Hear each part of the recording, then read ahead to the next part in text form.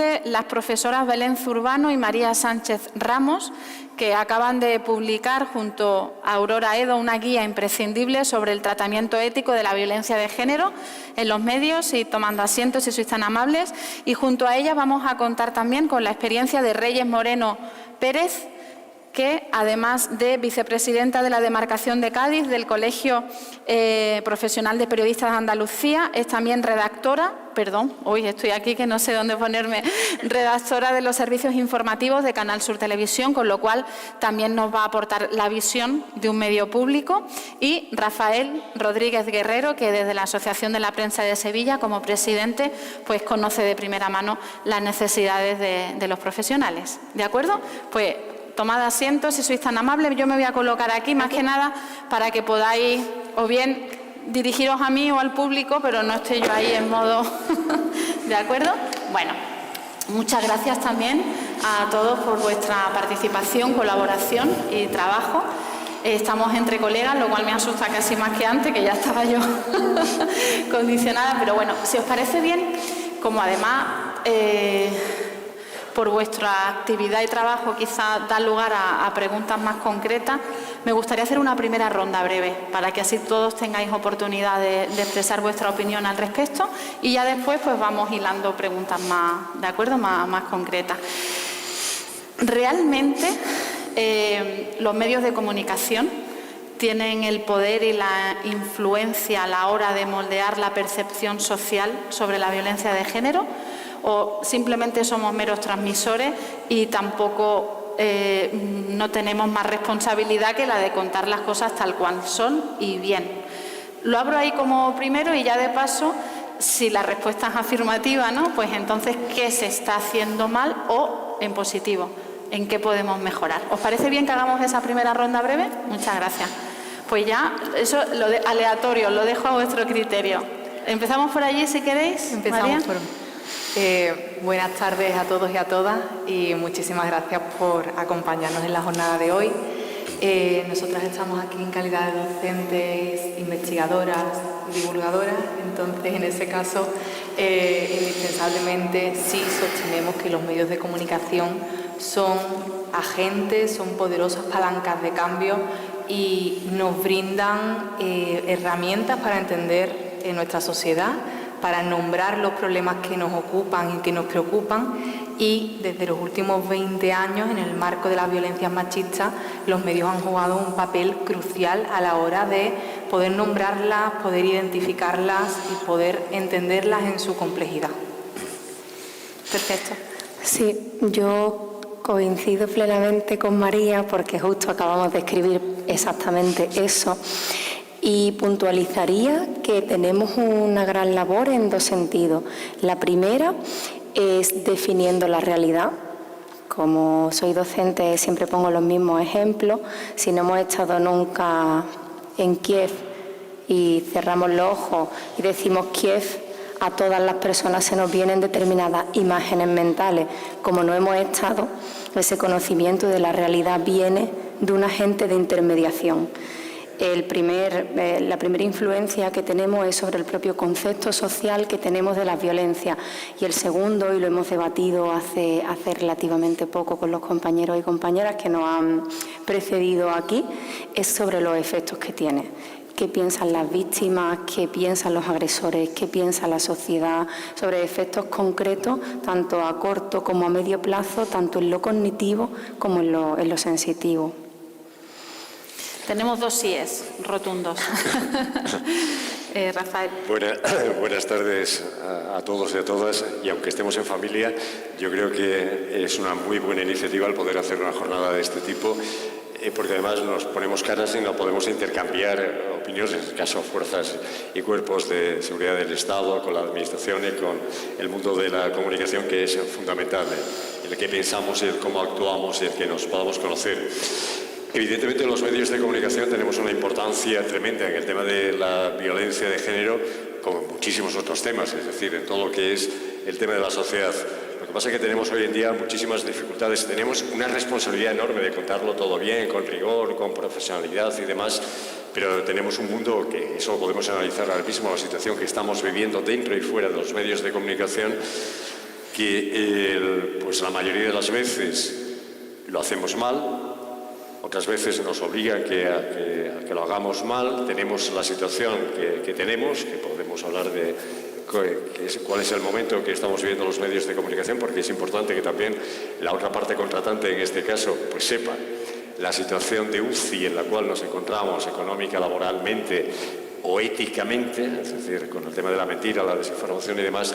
Pero hay una cuestión que sí tenemos que analizar, y ha salido últimamente el tema de redes sociales y el tema de plataforma, que es que hoy en día el cuarto poder no somos los medios de comunicación, ¿no? Está el poder ejecutivo, el legislativo, el poder judicial, y luego hoy en día lo que está es el poder digital. El poder digital lo marca todo. Les marca a ustedes, nos marca a nosotros en todo lo que contemos. Ahí se mezcla absolutamente, entonces eso es una dificultad, un elemento nuevo que ha llegado para quedarse, que es muy por encima del Internet en su día cuando vino, que tenemos la inteligencia artificial, que todas las plataformas y todas las redes sociales son comunicación y que llegan a la gente, es decir, que llegan a millones y millones y millones de personas a lo que no llega ni un solo medio de comunicación. Es decir, que en ese contexto, en ese marco, debemos saber cuál es la actuación de los medios de comunicación, qué debemos de hacer, porque sí es nuestra obligación, ¿no? Muchas gracias. ¿Reyes? Bueno, yo creo que sí, que los medios de comunicación tienen y deberían enfocarse mucho más un poder transformador de la sociedad. Yo quiero pensarlo, llevo 25 años pensando que eso es posible, los 25 años que llevo en activo, pero sí que es cierto, como comentaba Rafa, que nos han salido unos competidores formidables. Y en estos momentos los medios de comunicación estamos viendo cómo se están achicando nuestro público y se está quedando pues en un segmento de edad que no al que llegamos, pero hay otro segmento de edad al que no conseguimos llegar, ni siquiera nos sintonizan, ¿no? Una televisión, una radio no sintonizan. Entonces, nosotros tenemos ahora mismo una doble responsabilidad, la de contar bien sobre violencia de género, sobre otros temas también, pero contar bien sobre violencia de género y contarlo de manera que podamos acceder no solamente a ese target de personas que nos ve en televisión o que nos lee en un periódico, sino a otro grupo de personas muy grandes, sobre todo gente joven, que ni siquiera se le ocurre la idea de informarse a través de los medios de comunicación. Es decir, que si antes teníamos una responsabilidad, un poder transformador y un problema, que era que teníamos que hacerlo bien, ahora lo tenemos que hacer doblemente bien para poder conseguir atraer a toda esa gente que se ha ido pues a las redes sociales, a TikTok, gente que dice abiertamente que se informa a través de TikTok en vez de informarse a través de los medios de comunicación tradicionales, ¿no? Que también estamos intentando entrar en el mundo digital. Bueno, pues una vez hecha esta primera ronda, yo creo que todos coincidís en que efectivamente los medios de comunicación sí tienen ese poder, pero hay que tener en cuenta muchísimos condicionantes.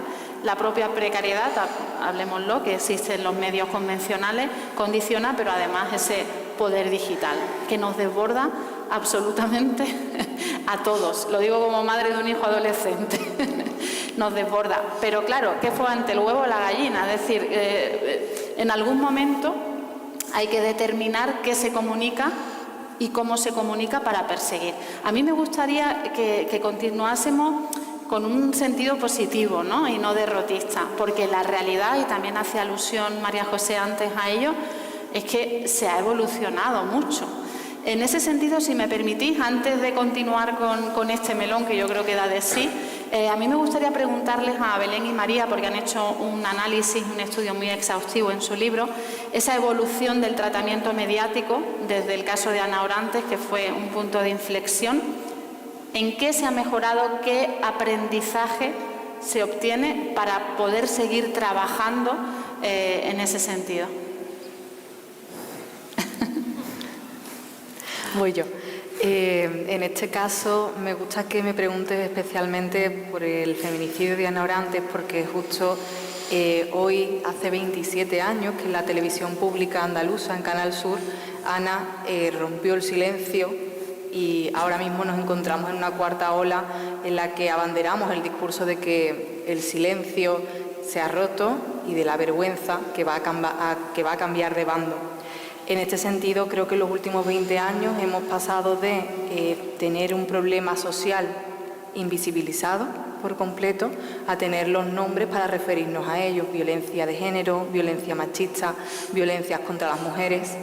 También hemos aprendido a darle un enfoque de derechos humanos, saber que es una vulneración de los derechos humanos de las mujeres y niñas de todo el mundo, y saber que es un atentado contra las libertades y la dignidad de las vidas de las mujeres en una sociedad democrática, lo cual es una anomalía democrática con la que continuamos batallando día a día, no solo el 25N o no solo el 8M.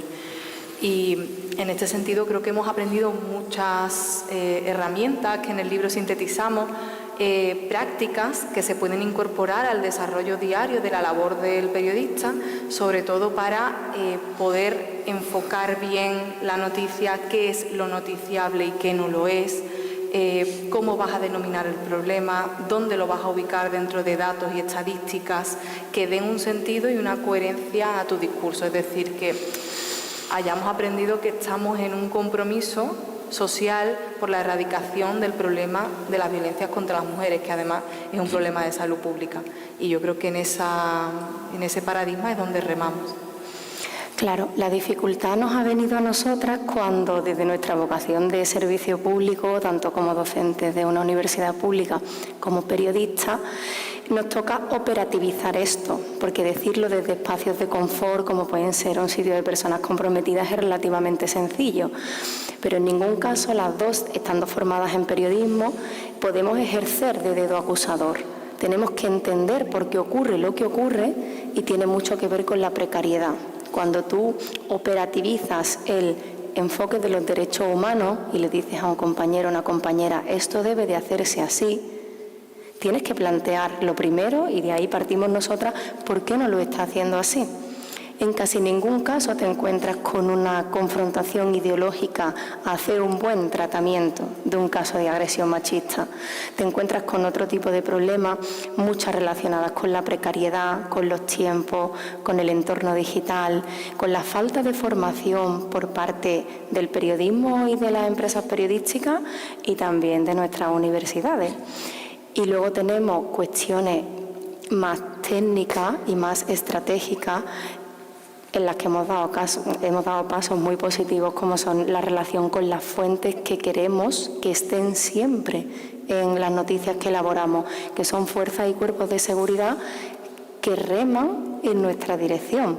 Entonces, se han hecho avances, pero somos conscientes de que algunos de los que nos quedan por acometer tienen que ver con cuestiones más estructurales que incluso de sensibilidad o de voluntad, tiene que ver con recursos. Qué interesante.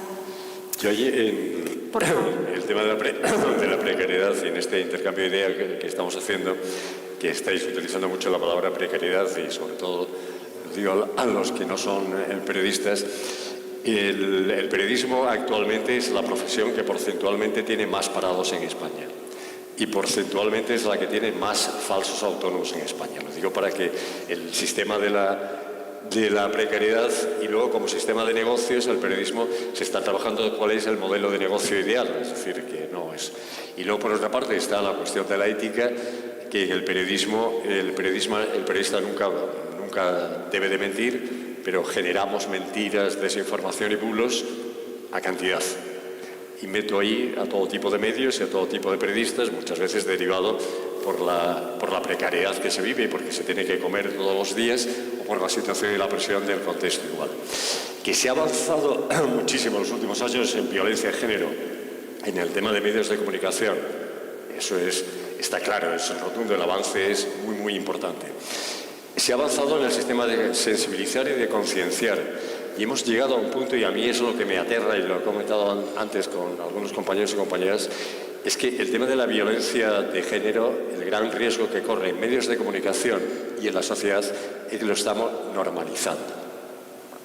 Igual que el tema de la inmigración, hasta hace poco venía una patera con 50 inmigrantes y nos preocupábamos de qué iba o de lo que va. Ahora o hay un naufragio de 100 muertos o nos da igual, no aparece. Es decir, el tema de la inmigración se utiliza como arma política, que los echen o lo que sea, y ya está.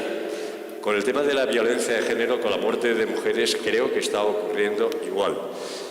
Si examinamos, por ejemplo, las muertes o los asesinatos que van a lo largo de este año, en la mayoría de los medios de comunicación a lo mejor ha salido un breve.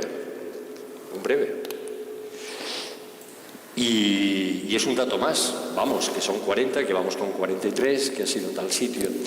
Y eso es un riesgo enorme de la sociedad y de los medios de comunicación y de los periodistas. De por sí, a la hora de contar con rigor, con profesionalidad, una noticia relacionada con un caso de violencia de género, con violencia machista, es bastante difícil, es bastante complicado contarlo con rigor y con profesionalidad. Porque si aplicamos un código ético normal, que lo tienen solo algunos medios de comunicación, sobre todo medios de comunicación nacionales o públicos, prácticamente no se puede contar nada, o no deberíamos de contar nada.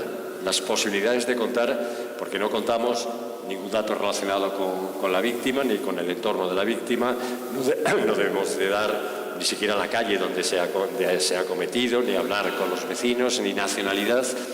Con lo cual yo ponía antes de ejemplo una noticia de un caso de una muerte, del asesinato de una mujer, podríamos decir una mujer de 48 años, madre de 2 hijos de 11 y 9 años, ha sido asesinada esta mañana en la barriada de Pino Montano de Sevilla por 2 disparos de escopeta de su pareja. No había presentado ninguna denuncia previa. Está todo contado, todo.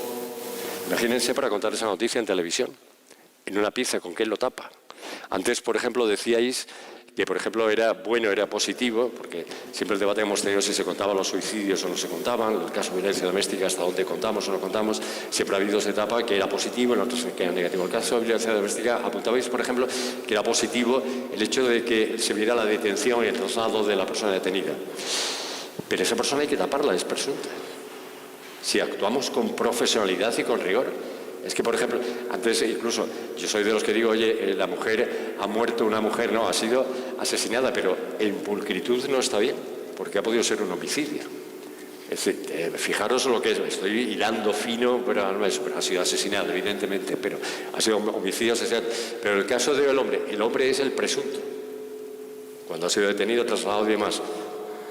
Que ojo, que lo contamos y lo tenemos que tapar, porque hay una curiosidad que todo el tema de capítulos sucesos, la presunción se ha eliminado en cualquier caso de lo que haya. Los medios de comunicación lo hemos suprimido. Entonces, que no es fácil contar.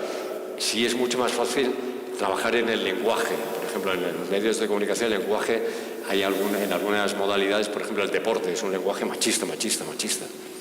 Y ahí hay que trabajar tela. Cualquier tertulia de deporte vemos que se dicen auténticas burradas o lo que decimos.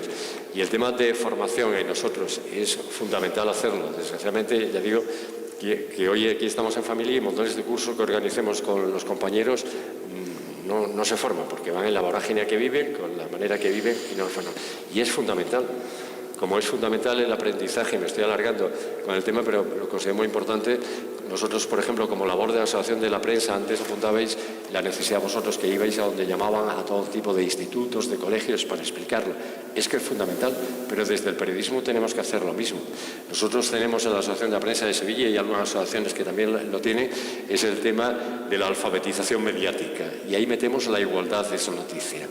Y es fundamental los talleres que con los niños hacemos a los institutos, con todo eso, explicándole todo con el tema, porque es formación y es fundamental, porque es una cosa de actuar los medios de comunicación y los periodistas con la sociedad en la que estamos, ¿no?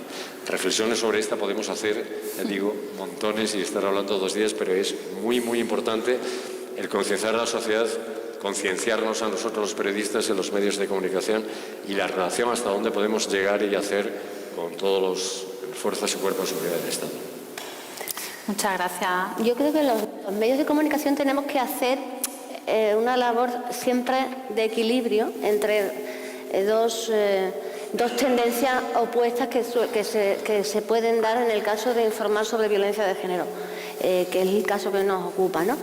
Uno puede ser precisamente el efecto narcotizante que puede provocar en la audiencia escuchar, pues esta es la quinta mujer asesinada año en Andalucía, la cuarta en Cádiz o así. Al final la gente, o hablar de un caso más de violencia de género en Granada, ese tipo de coletillas del lenguaje hacen que la gente ya empiece pues a darle menos valor.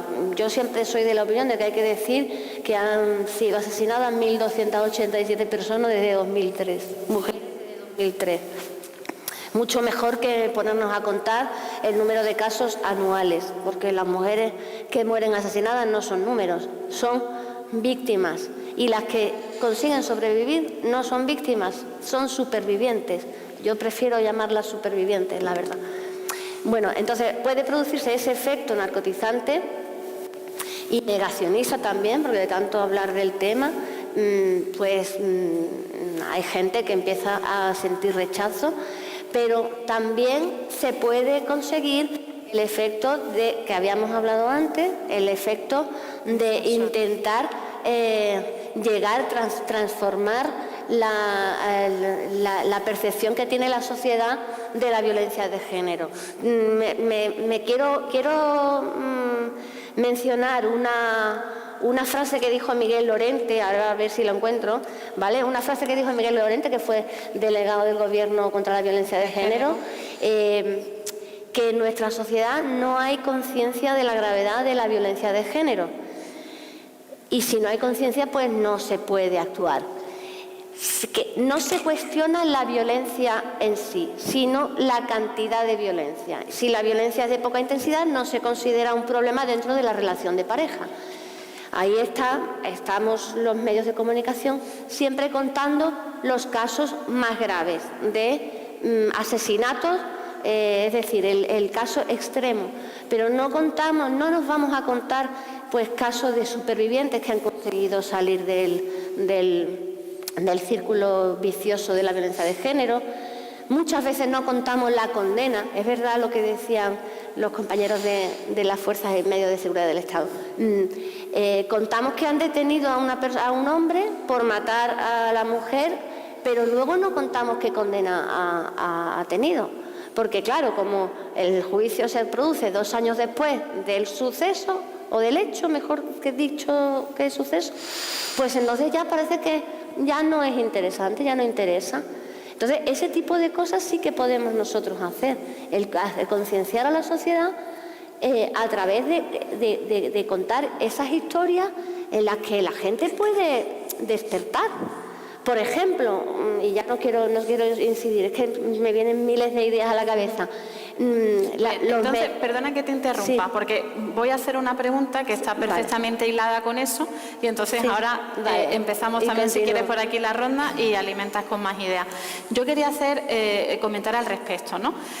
Nuestra responsabilidad pasa solo por informar lo que sucede y hacerlo bien, con el lenguaje adecuado, con los datos adecuados, con el respeto adecuado, o también tenemos la responsabilidad de generar contenido de calidad preventivo, es decir, de sensibilización, no solo narrar un hecho a título pasado, sino poder ejercer esos mensajes preventivos. Ella planteaba una serie de ideas, vosotras también en vuestro libro habláis de la importancia de dar relato a las supervivientes, ¿no? Pero claro, ahora también desde el punto de vista profesional se puede plantear, ¿y cómo dar testimonio, ¿no? Recoger testimonio de forma que eso pueda empoderar a otras mujeres o pueda servir, pero que no se revictimice a la mujer, ¿no? En fin, lanzo muchas preguntas a la vez, pero yo creo que la idea es esa. Me gustaría que no nos quedásemos solo en evidenciar los problemas que ya tenemos, que por desgracia lo sabemos, sino quedarnos con ese buen sabor de boca de decir, bueno, vamos a aterrizarlo en ideas concretas con las que nos podemos comprometer. ¿Os gusta un poco esa perspectiva? ¿Sí? Pues venga, continuamos, Reyes, que te he cortado, sí, perdóname. Bueno, pues al hilo de eso es cierto. Yo creo que los testimonios de las supervivientes son fundamentales para como una de las maneras más efectivas de concienciar a la sociedad. Por supuesto, si ella está en una situación de seguridad física, porque lo que no se puede hacer es, un medio no puede ir a una mujer víctima de violencia o que ha sufrido violencia y provocar una situación de inseguridad en sí misma, lo que le pasó a Ana Orantes o lo que le ha pasado a más de una mujer, ¿no? que se ha visto expuesta en los medios y sin medir ni ella, ni su familia, ni los medios las consecuencias de lo que podía pasar. La víctima, la superviviente, puede contar su historia sin necesidad de contar cuántas veces le pegó el marido o cuántas veces abusó de ella, sino contar pues cómo se sentía, cuál era la percepción que tenía de su maltratador o de su agresor, cómo llegó al convencimiento de que estaba siendo maltratada. Porque si hay alguna mujer que está viendo en ese momento la televisión, yo siempre hablo de televisión porque es lo que he trabajado siempre, puede verse reflejado en ella y a lo mejor puede empezar a pensar en el año 7º, desde que empiezan los maltratos hasta que los denuncian, puede empezar a pensar que está siendo maltratada. Ese puede ser un poder transformador del medio de comunicación. Si el medio no explica cómo es el perfil de un agresor, por ejemplo, pues a lo mejor tú estás en casa viendo la tele con tu pareja y no sabes que te está vejando, que te está maltratando. Ese tipo de cosas son las que se podrían hacer en los medios. Y no solamente contar pues que hay una mujer asesinada que es la 5ª en el año en Andalucía. No sé, sí, esa normalización, ¿no?, de la que hablaba antes, al final tenemos como plantillas, ¿no? Es decir, es triste, pero es así, cambiamos el nombre, el lugar, la ubicación y el número de la lista que vaya, ¿no? Pero claro, ¿qué más se puede hacer al respecto? Aquí hay que buscar soluciones, lógicamente, porque urge. Lo que pasa es que, insisto, hay que ser muy realistas y son muy difíciles. En los medios de comunicación, hoy por hoy, son poquísimos los medios donde puede haber una persona que domine el tema, que sea especialista en la materia y que se puede dedicar a ello.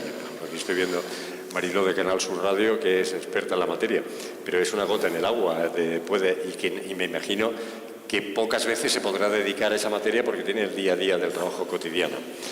Es muy difícil. ¿Por qué? Porque lo bueno sería, para llegar a ese nivel de concienciación y de transformación que tenemos en los medios de comunicación, podernos dedicar de lleno a esta cuestión, igual que hay compañeros dedicados diariamente a la política, al deporte, a la economía.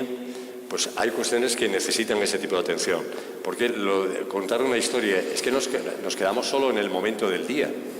El día que la pareja ha asesinado a su mujer, contamos ese día todo. Y al día siguiente podemos echar la imagen del minuto de silencio a las 12 del mediodía y ahí ha terminado la historia. Cuando tienen todos los casos de historia a contar en positivo, ¿cuántos y cuántos salen adelante? Los hijos, la familia, ¿cuál es? Poder montar una historia. Porque hay que llegar a la gente, porque lo que le llega a la gente, y decía yo antes lo del poder digital por encima de los medios de comunicación, ahora mismo, y eso vosotros lo sabéis mucho mejor, los bulos o las mentiras son tremendas las que hay sobre esta materia. Si nosotros encima no conseguimos contar bien o trasladar bien, tendríamos que estar luchando contra esos bulos o contra esas mentiras. Y es francamente difícil cuando dicen la mayoría, no sé, lo típico en este caso, la mayoría de los asesinos son extranjeros, son inmigrantes. Cuando dice las denuncias falsas se han disparado por completo y demás.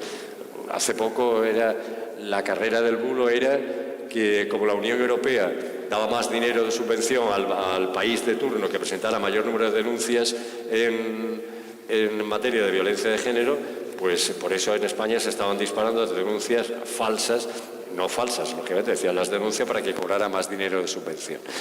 Hay tanto y tanto por hacer, tan poco y poco los elementos que tenemos, que es sumamente complicado.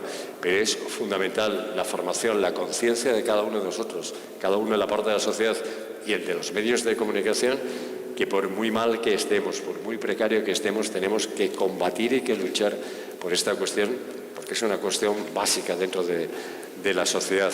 E insisto, una historia bien contada, de seguimiento, de ese sobrevivir de lo que hay detrás, lo que sea, claro que impacta y claro que le llega a la gente. Pero de momento es que yo digo, me voy a la realidad, es que hay muy poco tiempo. Es decir, si ahora recordamos de qué caso se ha hecho un seguimiento posterior de cuál ha sido la evolución, o han sido mujeres que luego han montado por sí una asociación y que la labor del día a día la va transmitiendo y los medios de comunicación lo hacemos. Pero ahí ya digo, por la situación que estamos viviendo, yo me enseño tarjeta amarilla o tarjeta roja si hace falta a lo que estamos haciendo, ¿no? Es complicado, pero tenemos que buscar solución desde la reflexión y desde la realidad. Y soy muy pesado con ello y vosotros lo habéis sacado. Con el tema del poder digital en esta materia, tenemos que sentarnos y ver actuaciones concretas porque si no, nos demora. Sin duda es complicado, eso lo sabemos, pero podemos también normalizar esa dificultad y entonces convertirlo en inactividad, ¿no? Partiendo de ese realismo, porque tampoco idealizar situaciones no soluciona nada, pero cosas, querías tú hablar, ¿verdad, sí. María? Que podamos poner en práctica ya, de forma inmediata, aunque luego a medio y largo plazo evidentemente hacen falta más recursos u otras cuestiones, ¿no? Me ha parecido muy interesante el ejemplo que ha puesto la compañera de los referentes. En una investigación que hicimos con mujeres que no habían denunciado violencia de género, le preguntábamos por qué y ellas respondían, porque íbamos a los argumentos comunicativos, ¿no? Y nos decían, es que nosotras hemos estado viendo la televisión con nuestras parejas y cuando han pasado por delante las imágenes de las mujeres tapadas con bolsa, nos han dicho, así vas a acabar tú. Hay que revertir el así vas a acabar tú y esas imágenes que ya no queremos que aparezcan con imágenes de condena, de repulsa social y, por supuesto, de hombres detenidos y, a ser posible, condenados, de agresores. Puntualizo, no de hombres, de agresores condenados. Hemos hecho investigaciones empíricas que nos demuestran que tanto la sensibilidad social como el número de denuncias aumenta cuando las mujeres se sienten respaldadas. ¿Cómo se van a sentir respaldadas si no se sienten ni siquiera relatadas en los medios? Necesitamos las mujeres, necesitamos a las mujeres que quieran y puedan, creo que lo has contextualizado maravillosamente, que quieran y puedan mostrarse referentes y necesitamos referentes de mujeres jóvenes. Espacio digital, mujeres jóvenes que no denuncian, estamos dando pasos atrás en la sociedad. ¿Y qué estamos haciendo? ¿Estamos hablando de sus violencias? Si a poco que nos descuidemos la campaña sale con una mujer de mediana edad, blanca, madre de familia y tiene rasgos físicos de una violencia, esa no es la violencia de nuestras jóvenes en general, no es su violencia mayoritaria. Estamos enfocando los esfuerzos comunicativamente a donde deben de situarse en la actualidad. Yo creo que ahí hay un esfuerzo de reflexión previo y cosas que son relativamente pequeñas, buenas campañas, buenos referentes, obviar ya lo de la pareja, por favor, que tenemos muchísima violencia y solo hablamos de la violencia afectiva, pareja o expareja. No está pasando solamente eso en nuestras sociedades, en nuestras clases, en los móviles de nuestros hijos y nuestras hijas. Creo que hay muchas cuestiones muy procedimentales y estratégicas relativamente sencillas o aplicables, como las que has dicho la compañera y las que María nos va a proponer. Pues uniéndome a lo que Belén subrayaba, las violencias machistas ni empiezan ni acaban con el feminicidio, al igual que las violencias sexuales ni empiezan ni acaban con la violación. Hay todo un tipo de gradualidad y de modalidades de manifestaciones a las que hacemos frente y para ello los medios jugamos un rol clave a la hora de tener un talante dialógico y sobre todo pedagógico para hacer llegar estas miradas. Tenemos, como decía Miriam al principio, ¿no? Mirar lo que no se ve es una tarea también de los y las periodistas y para ello, haciendo cuenta de lo que se ha mencionado antes, entiendo que necesitemos a profesionales con especial atención, empatía, con una atracción hacia el tema, pero sobre todo, y lo que estamos reivindicando desde las últimas investigaciones que realizamos es que aplicar la perspectiva de género en la comunicación es una apuesta por un periodismo de calidad, ni más ni menos. Entonces, ahí necesitamos formación específica. Preguntaba Rafael, ¿no?, de ¿dónde vamos a dejar la noticia? Pues mira, en el libro, además, hemos repasado todos los códigos deontológicos que existen en el Estado español desde el año 1999, que se inicia aquí con el Instituto Andaluz de la Mujer. Y en esos 48 documentos lo que hemos ido encontrando son diversas apuestas por amplificar nuestra mirada, como por ejemplo no quedarnos en el breve o la noticia, apostar por otros formatos como reportajes, entrevistas en profundidad expertas, atesorar miradas sobre los recursos existentes. Pero también aquí yo parto una doble línea, yo también soy bastante crítica y al igual que tenemos que tener esos referentes, esos recursos, casas de acogida, servicios integrales de atención 24 horas a las víctimas de violencias sexuales, que los tenemos que tener en operativo en Andalucía antes de que acabe el año. Me lo comunicaba la directora del IAM el otro día, los tenemos que tener inaugurados, espero, antes de que acabe el año. Además de todo eso, tenemos que tener también una mirada crítica de rendición de cuentas al Estado.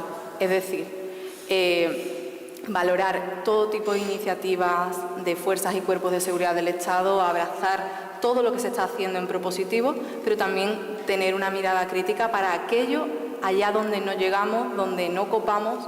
Y aquí ya parto una lanza sobre qué criterios hacemos noticias, porque en el ámbito de las violencias de género, exclusivamente entendida en el ámbito de la pareja por la Ley Orgánica 1/2004, atendemos muchísimas veces a posicionar en nuestra noticia muy alto, o bien cuando el agresor se suicida, que es algo que no tiene una entidad para el cuerpo noticioso ocupar el titular, y después algo que particularmente a mí me llama la atención, que es la cuestión de la denuncia.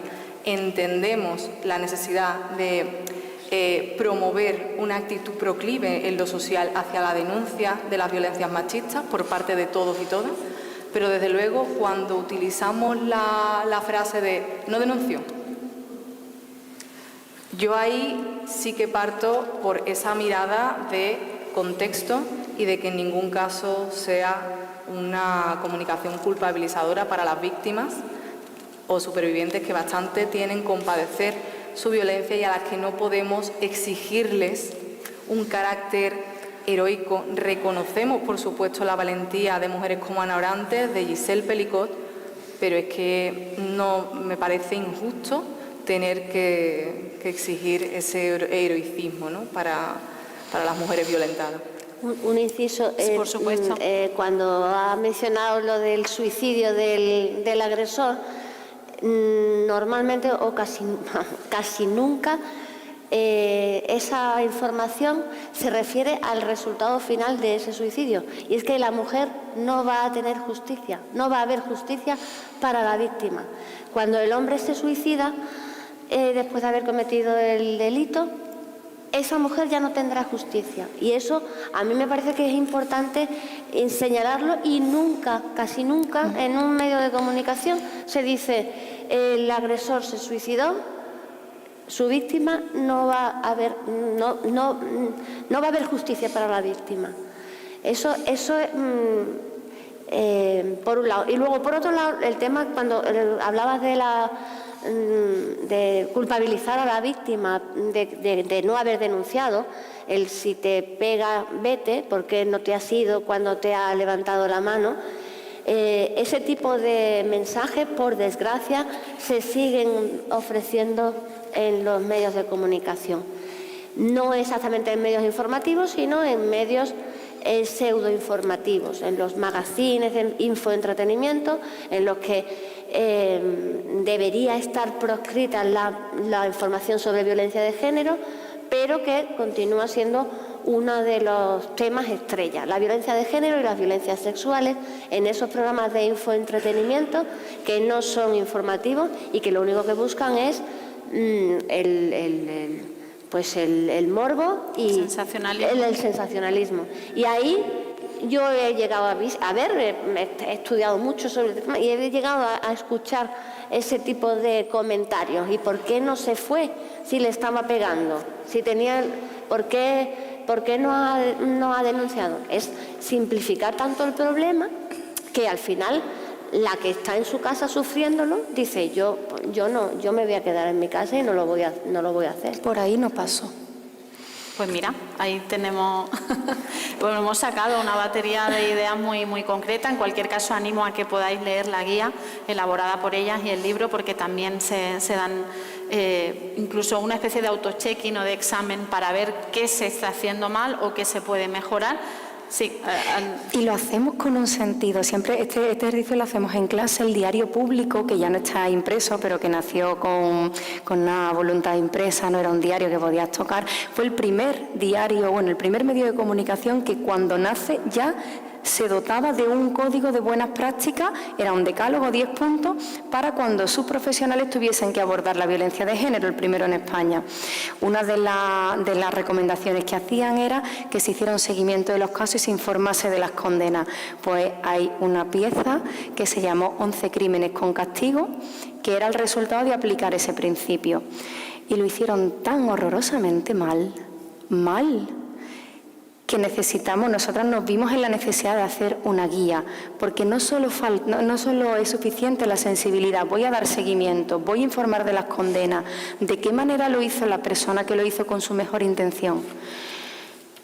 Pues con la información judicial a la que había tenido acceso, con un montón no proporcional de agresores con nombre extranjero, con una descripción abundante en detalle del arma homicida, de los tiempos de la agresión, con todo aquello que contravenía otros aspectos de la ética periodística. A él le dijeron, o a ella, no recuerdo además, y no tiene importancia, tienes que hacer seguimiento de casos, informa de las condenas de este año en violencia de género, y lo hizo de la mejor manera que supo y pudo, estamos convencidas, pero el resultado fue nefasto. No solamente basta con un decálogo, no solamente basta con una buena intención, hay que formarse, incluso actualizarse. Por eso insistimos tanto en este diálogo entre lo que se piensa desde la universidad que se puede hacer y lo que luego el periodismo nos dice, ojo, esto no podemos. O nos informan desde nuestras fuentes principales, es que aquí no vamos a poder daros más recursos, ¿cómo lo hacemos? Necesitamos avanzar operativamente con cuestiones que ya nos han advertido piezas como estas de que la sociedad pues se nos queda corta para tratar este tipo de informaciones, hace falta algo más. La formación yo insisto que es fundamental en el tema de los periodistas, porque si no estamos formados y concienciados nosotros, difícilmente podemos trasladarlo bien en el trabajo. Fijaros la paradoja de los casos concretos, porque yo soy machacón con la realidad para cambiarla, es decir, de lo que se hace mal. Podéis coger cualquier cadena de televisión. A lo mejor veis una pieza de un informativo que cuenta un caso de violencia machista y la cuenta bien. Han contado con todos los elementos y llega el informativo y lo cuenta bien. Y por delante o por detrás tiene un programa magazine, que resulta que el compañero o compañera entra desde la puerta de la casa, que omitimos que calle y que casa del informativo, y dice, aquí detrás es donde la ha matado además, coge al vecino, a la vecina y demás. Y la mayoría de los casos, y eso se puede estudiar tranquilamente, en la mayoría de los casos nadie sabía nada, y el que sabía era que el asesino o el presunto asesino era una bellísima persona. Lo raro es que dijera que era una persona violenta, que maltrataba. No, era una bellísima persona. Con lo cual, en un programa magazine, que tiene mucha más audiencia que cualquier informativo de televisión, el mensaje que se traslada, y sociológicamente el público lo está viendo, el espectador es el que es que la víctima, es que hizo bien en matarla, vaya, al final, o en asesinarla, es decir, el mensaje que te queda. Y estamos ocultando todo y lo hemos puesto todo, es decir, te falta dar el carnet de identidad de la persona, de la víctima, de la persona que ha sido asesinada, porque estás en la casa de aquí y los niños venían al colegio, con lo cual todo el mundo sabe quién vive en esta casa, quiénes son los niños, sabe absolutamente todo de esa persona. Y encima el mensaje que damos es favorable al presunto asesino. Eso es una realidad. Combatir contra eso, pues es combatir, que es la pelea que tenemos contra los propios medios de comunicación, los responsables, los editores, pero en muchos casos, en las cadenas de televisión o lo que sea, pues lo que prima es la audiencia y el tema económico. Y el tema de informativo de contenido, los valores, cero patatero, les da igual. Les da igual. Pasa con violencia de género, pasa con cualquier otra materia. Lo que prima es lo que prima. Y es una pelea que tenemos que tener, nosotros los tenemos. hoy en día, pues, los medios de comunicación, ya digo, que se atiene a eso y es una dificultad tremenda de superar. Pero sobre esa realidad es la que tenemos que trabajar todos juntos. Porque no puede seguir.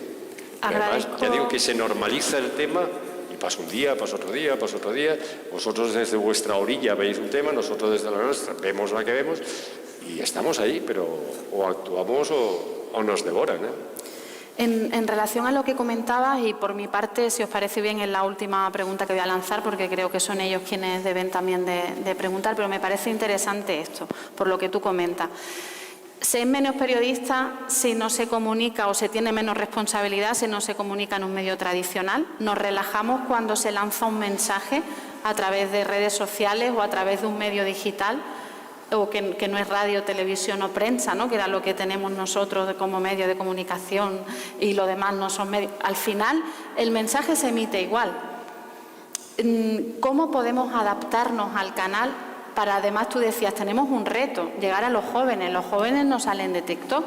Pues habrá que ir a TikTok, no lo sé, a lanzarles ese mensaje, pero a lanzarlo de forma conveniente, porque si no se ocupa ese espacio va a ser ocupado por otro. Entonces, quería también saber un poco vuestra opinión al respecto en cuanto a cómo adaptar el mensaje a los nuevos hábitos de consumo, pero sin justificarnos en que al final lo que prima, porque, y esto es una opinión también mía personal, igual que en su momento se prohibió cierto tipo de publicidad de determinadas empresas del sector tabaquero, alcohol o de apuestas deportivas y de juego online, se podría, por ejemplo, que haya cierta obligatoriedad a que cada vez que se transmite una información relacionada con violencia machista o violencia sexual se tenga que hacer de esa determinada manera, o se omitan según qué cosa. A ver, que parece un mítico, pero creo que me estáis entendiendo. Es decir, lo que yo quiero es que al final se queden vuestras propuestas, ¿no?, en ese sentido. Claro que prima el clic, el llamar la atención con un titular y entrar, pero en algún momento habrá que parar esa rueda, ¿no? ¿Cómo hacerlo? Yo es que siempre he pensado, esto me recuerda mucho el eterno dilema de la televisión basura. ¿Por qué está la televisión basura? Porque la gente lo consume. Bueno, yo siempre he hablado, mi familia lo sabe, que siempre he dicho, bueno, si nos pusieran en Prime Time Estudio 1, veríamos Estudio 1, porque estuvimos viendo Estudio 1 durante muchos años. Ahora en Prime Time nos ponen telebasura. Entonces, ese eterno dilema existe, y ese eterno dilema de los medios de comunicación se ha trasladado al poder digital. Entonces, yo creo que sí, yo creo que los periodistas tenemos que entrar en los medios digitales, en ese mundo nuevo digital, y ser nosotros los que lideremos los mensajes que se puedan lanzar desde ahí. Porque lo que tú decías que se va a estar ocupado por otros. No, ya está siendo ocupado. Ya está siendo ocupado por gente que no es periodista y que no tiene códigos deontológicos. Nosotros a lo mejor tenemos demasiados códigos deontológicos. Demasiados códigos que además se solapan unos encima de otros. Pero es que hay gente que no tiene ninguno. Y entonces nosotros tenemos que ser los que, a lo mejor no mi generación, sino la que viene ahora después, o igual yo creo que yo podría hacerlo, ir a los medios digitales, a las redes sociales, y contarlo desde una perspectiva deontológica y profesional, de periodista profesional. El tema de la violencia de género y en cualquier otro, pero bueno, en el tema de la violencia de género especialmente, y de las violencias sexuales, que no olvidemos que es violencia de género, aunque parezca que está como separado. Cada vez que hablamos de violencia de género estamos pensando siempre en mujeres agredidas por sus parejas o exparejas, y las agresiones sexuales también son violencia de género, y no se tratan igual en los medios de comunicación que un asesinato machista.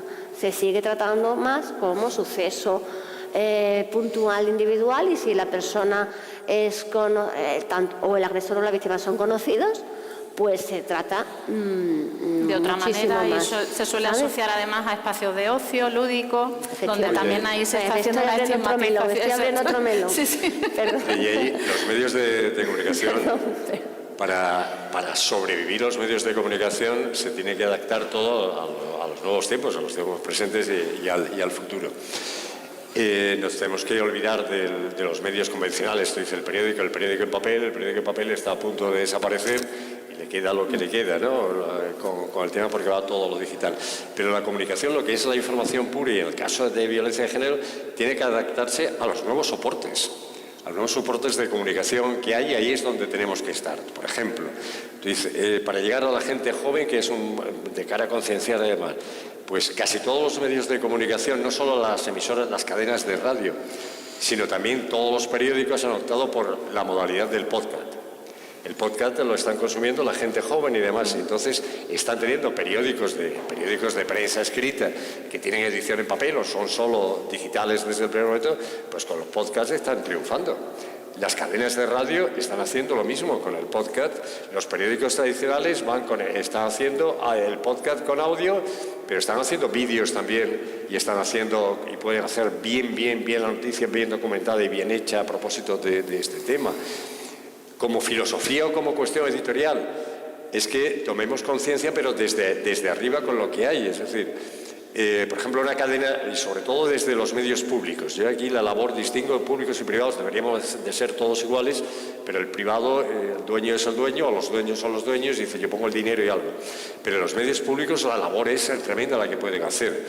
¿Cómo llegar a la juventud? Fijaros, ahora mismo hay un programa de televisión que me imagino que lo escucharéis o que lo veréis, que es La Revuelta de Broncano, de David Broncano, que ha roto moldes, que es un programa que ha incorporado a montones de espectadores que no veían la televisión, sobre todo gente joven y paradójicamente gente muy mayor, es decir, son segmentos fuertes de gente joven y gente mayor, pero gente joven que no veía para nunca la televisión, gente joven, insisto, y lo ha de eso. Pues un programa como el de Broncano, el poder de comunicación, de transmisión de una información, de un hecho, es brutal.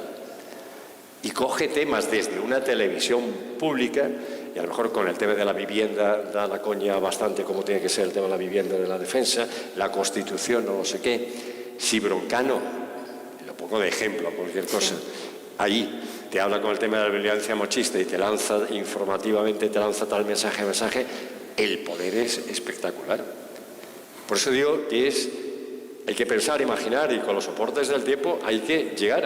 ¿Cómo llegar a la gente joven? Que es muy difícil porque está todo el mundo en TikTok, en Instagram, y mientras que nosotros estamos solo en X, en lo que era Twitter y demás, y ahí solo estamos los políticos y los periodistas y nada más, y la gente está eso, los chavales en TikTok, en Instagram, en Facebook, la gran masa social, y sobre todo en WhatsApp. Ojo, con WhatsApp es el mayor defensa con los grupos. La persona que tenga 90 años tiene su grupo de WhatsApp del centro cívico del pueblo, lo que sea, todo el mundo está en WhatsApp y además tiene el peligro, así se han ganado muchas elecciones y demás, porque tiene el riesgo que es la fiabilidad, porque si yo se lo mando a mi primo, pues se lo he mandado yo, y si el otro se lo manda eso, le da credibilidad. Pero por eso los medios de comunicación, dentro del marco de juego, de las posibilidades que tenemos y de la situación en que nos encontramos, tenemos que adaptarnos con soportes nuevos y cómo llegar. ¿Que podemos llegar? Claro que sí, que tenemos que hacerlo. Y por eso digo, el papel de los medios públicos es fundamental, desde luego en el caso de violencia de género, actuar en esta materia, porque además es una obligación de servicio público que tenemos que hacer. Coincido. Quizá la clave está un poco en lo que comentaba ella, ¿no? El primer paso es tomar conciencia y cuestionarse cómo se está haciendo y tener el deseo de cambiarlo. A partir de ahí, pues vendrán las medidas, ¿no? ¿Os parece bien que sí? Cualquier pregunta que tengáis, por favor, por supuesto. El micrófono. Creo que las opiniones y preguntas de ellos y ellas pues nos pueden...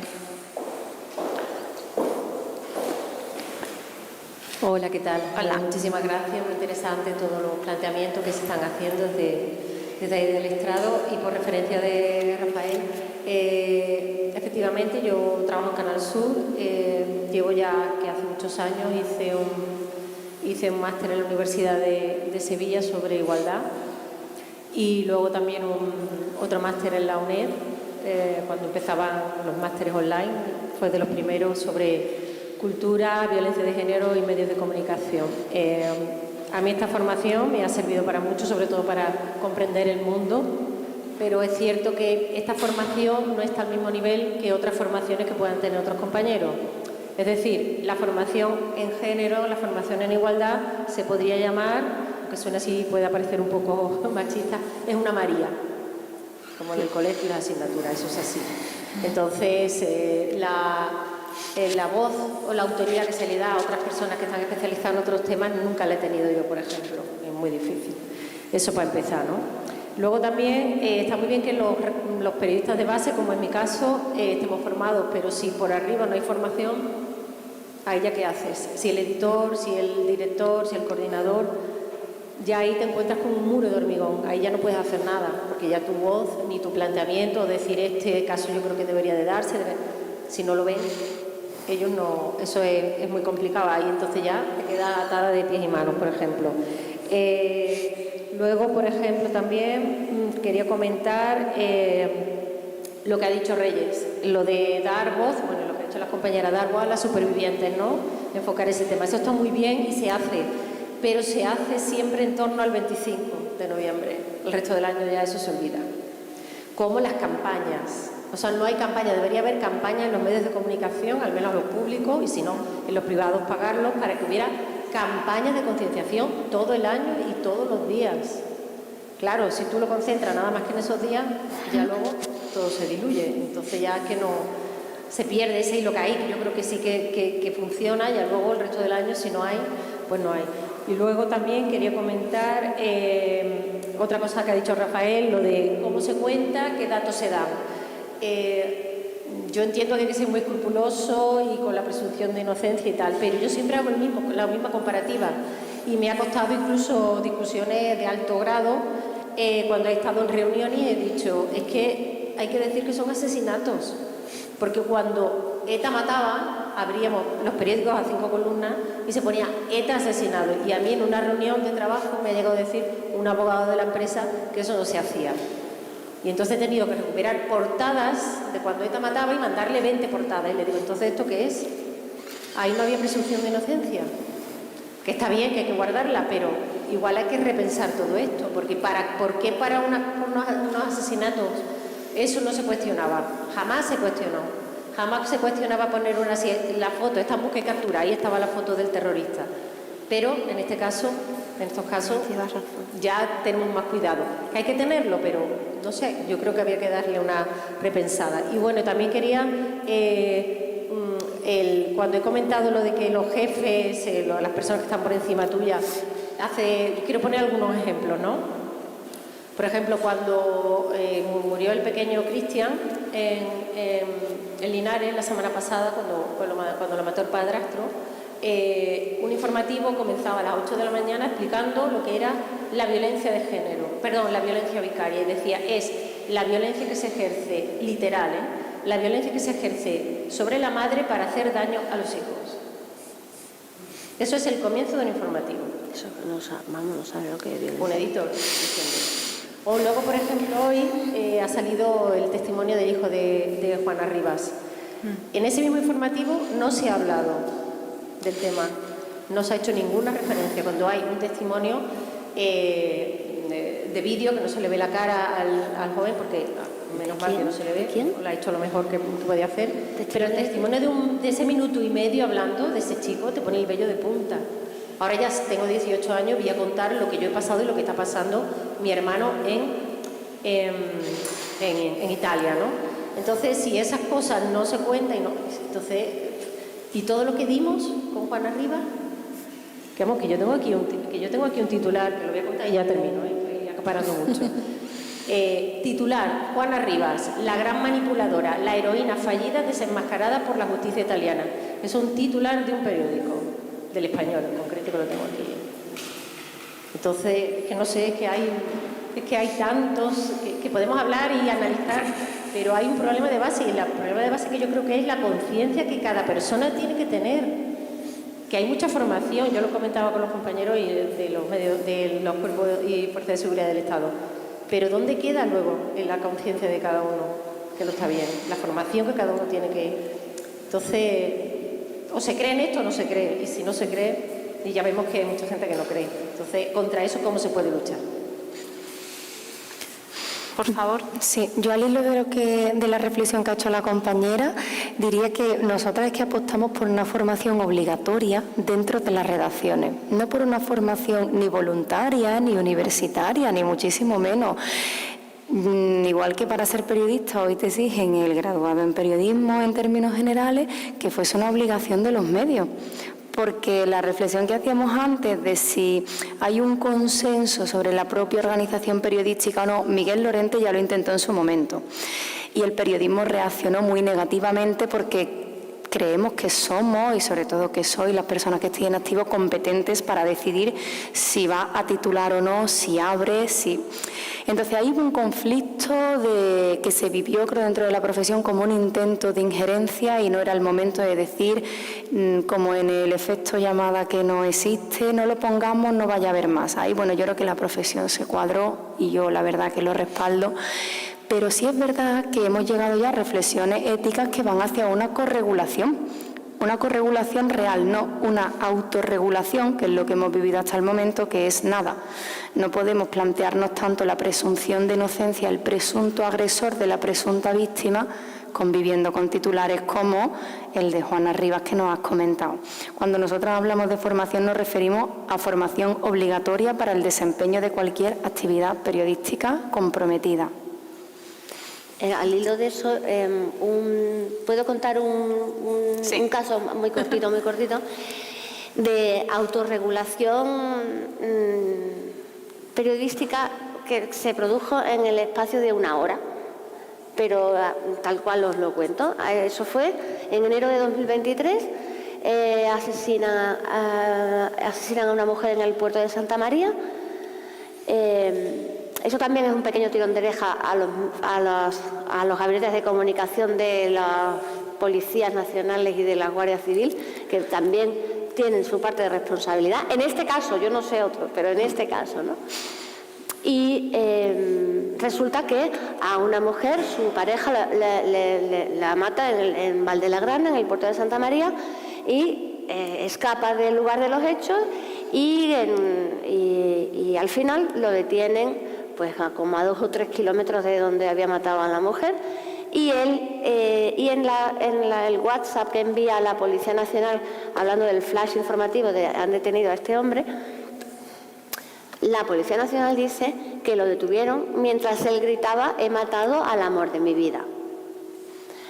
Entonces, todos nos quedamos en shock porque ya creo que ya teníamos la clase esa, la lección esa de que no es un crimen pasional, ya creo que la habíamos superado todos. Yo creo que ya todos sabíamos que un asesinato de violencia de género no es un crimen pasional, ni tampoco se puede romantizar. Creo que pensaba yo que ese paso ya estaba dado. Pues no, desde la Policía Nacional nos dan ese dato y un periódico, el periódico más importante de la provincia de Cádiz, titula así la información: el asesino de Eva. Eva era la mujer asesinada, además una mujer conocida en el mundo del carnaval de Cádiz, una mujer muy conocida, romancera. El asesino de Eva, : he matado al amor de mi vida. Y luego una crónica absolutamente espantosa, con tintes negros, al más puro estilo años 80, que la reacción fue que tanto el Colegio de Periodistas de Andalucía y la provincia de Cádiz como la Asociación de la Prensa empezamos a movernos en cuanto vimos en internet, en la página web del diario, vimos ese titular. Y en cuestión de una hora elevamos nuestra queja como representante de la profesión periodística en la provincia, las dos entidades, elevamos nuestra queja al Diario de Cádiz y el Diario de Cádiz retiró ese titular, pero no el cuerpo de la noticia. Es decir, la noticia seguía siendo espantosa. Si algún día la queréis buscar, continúa colgada en internet. Pero lo que se nos dijo fue que hay que ver por qué os ponéis así. ¿Por qué os ponéis así? Es decir, como les había llegado queja de 2 entidades, decidieron quitarlo, pero no por convencimiento, sino porque se vieron un poquito presionados, ¿no? Y eso, bueno, eso es un paso, ¿no? El problema es que haya un compañero que escriba y que decida darle voz al asesino confeso de una mujer, ¿no? O como en un medio de comunicación, una televisión, que puedan entrevistar a un agresor sexual y que le den pie a, como Dani Alves, y que le den pie a que diga: yo no sé por qué no sé por qué me denunció, pero aún así la perdono. ¿Cómo podemos permitir que en un medio de comunicación puedan darle pábulo, puedan darle voz a un agresor sexual y que diga que la perdona? ¿Sabes? Es que ese tipo de cosas no se deben consentir, ¿sabes? Lo que evidencia es que queda mucho trabajo por hacer y que por tanto hay que hacerlo. No podemos dar por sentado que como es así, pues hay que perpetuar ese tipo de acciones o ese tipo de actitudes. No sé si alguien más quiere preguntar brevemente, porque ahora ya sí que sí. ¿No? Bueno, pues agradeceros de verdad. Digo lo mismo que le he dicho a los compañeros, no solo vuestra presencia, sino también vuestro trabajo día a día. Que estéis aquí evidencia pues eso, que realmente sentimos que hay una necesidad de cuestionarse cosas, de mejorar y de seguir trabajando, y ojalá pues sigamos con esa coordinación entre profesionales para lograrlo. Muchas gracias, y a todos los que habéis asistido de principio a fin o en alguno de los momentos, pues también muchas gracias por la asistencia.